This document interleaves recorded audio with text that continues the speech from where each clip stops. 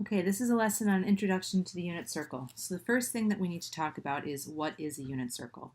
So just like as in circular trigonometry, we talked about having angles that are spinning in space. And we could put any point in space and find some circle with that radius and evaluate the trig functions there. Now we're saying something very specific is happening. And we are saying that the radius of this circle is 1.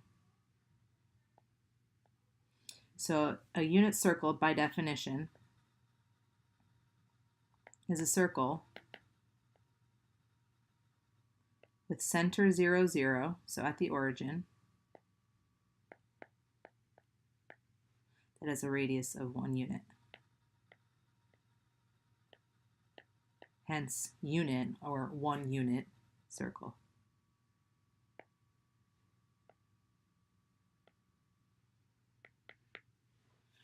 So basically what we're going to be doing is when we think about the same ideas we thought about in the previous unit, we're talking about drawing in a reference triangle with some point that falls on that unit circle, and then from there evaluating our 6 trigonometric functions.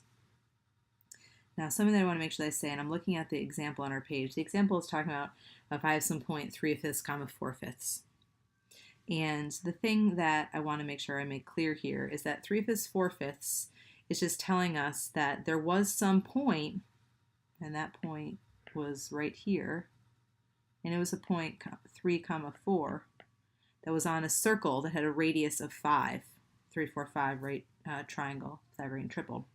And basically what happens is instead of using the radius of 5, I take my sides and I divide them all by that radius of 5. So that radius of 5 now becomes a radius of 1, which is right here. And then these two lower lengths right here becomes 3 divided by 5, which is 3/5. And then this last side, this height component, becomes 4 divided by 5, or 4/5. So the point that falls on my unit circle is 3/5, 4/5. Now I have a lot of markings on there, so I'm going to kind of just draw the triangle that I'm speaking of so we can talk about how do we evaluate the 6 trig functions. So there's my reference. This side is 4/5. This side is 3/5. They told us it was on a unit circle. So if I think about my definitions, SOHCAHTOA, x over r, y over r, that kind of business, sine comes out to be opposite, which is 4/5 over hypotenuse, which is 1. So 4/5 over 1 is just 4/5. Cosine, which is adjacent over hypotenuse, becomes 3/5 over 1, which is just 3/5. Tangent's a little bit trickier. Tangent is a ratio of y to x, so it becomes 4/5 over 3/5, and I have to simplify that. And something happens here, and it always happens this way. When the denominators of the numerator and the denominator are the same, what's going to happen is they're going to cancel each other out. So if I change this to multiplying by the reciprocal, the 5's would cancel, so I end up with 4 over 3, and that will always happen. So if the denominators are the same, they cancel each other out, so I end up with 4/3. Now I go to my 3 reciprocal functions, cosecant reciprocal of sine, so that would be 5 over 4. Secant reciprocal of cosines, that's 5 over 3. And cotangent reciprocal of tangent, so 3 over 4. A couple of things. Some things jump out to me here that are worth kind of talking about. This right here is just the y value of this ordered pair. That's kind of interesting. And this right here, let's switch the color here. This right here is just the x value from this ordered pair. So that makes me wonder, is something funky going on with these unit circles? And we're about to look into that. The other question that I often get asked is, how do I know that a point is on a unit circle? So if the point is on the unit circle, we want to think about the fact that this radius has to be 1. And since the radius is the hypotenuse of the right triangle, it has to be the longest of the 3 sides of that triangle. So if you have some ordered pair x, y, and both the x and the y values are less than 1, there's a really good chance, especially for our purposes, that it's on the unit circle. You could always double check using Pythagorean Theorem. I know two sides, I can find the third.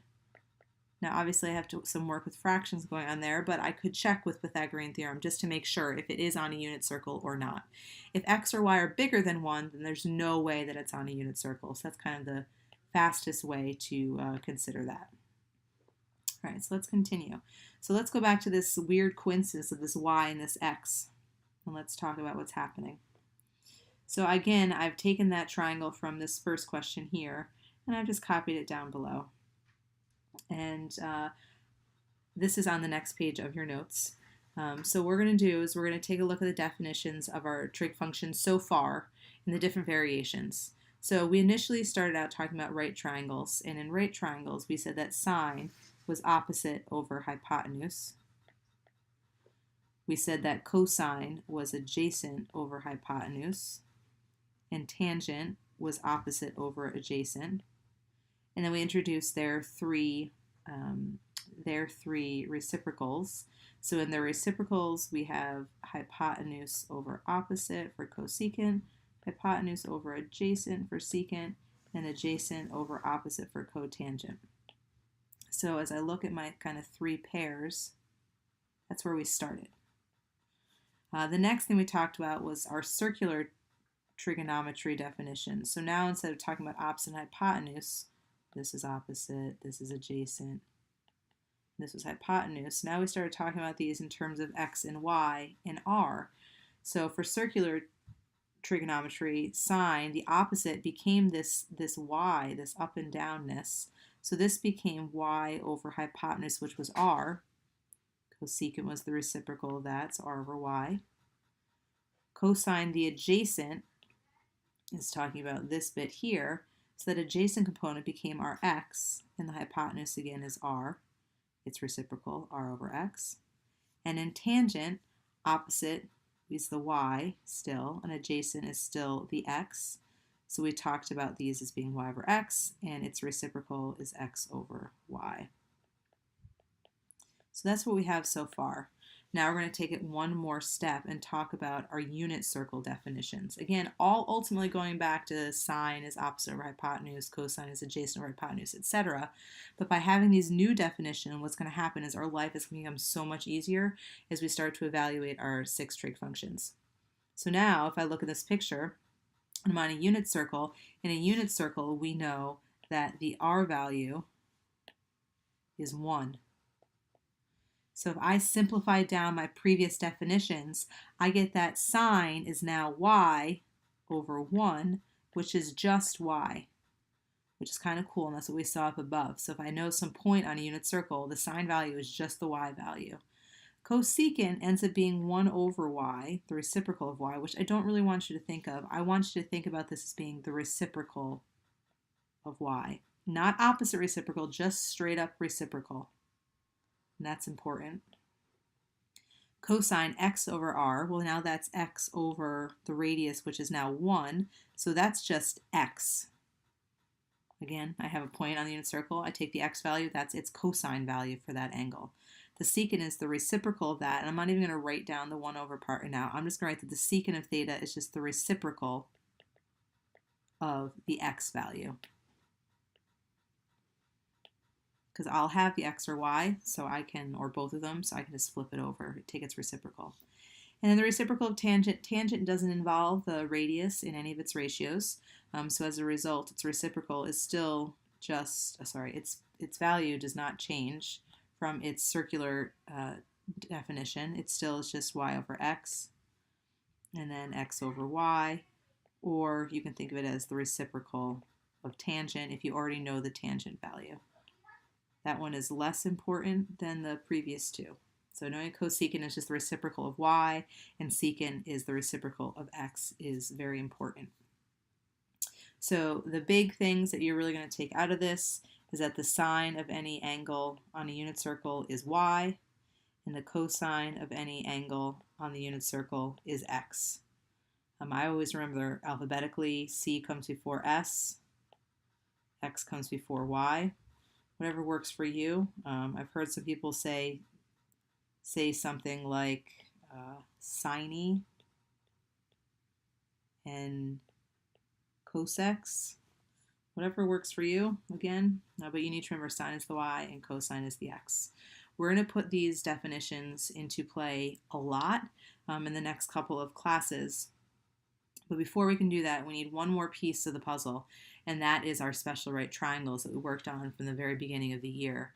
So if I'm talking about a special right triangle, I want you to find the exact length of the sides of a special right triangle if the hypotenuse of that triangle equals 1.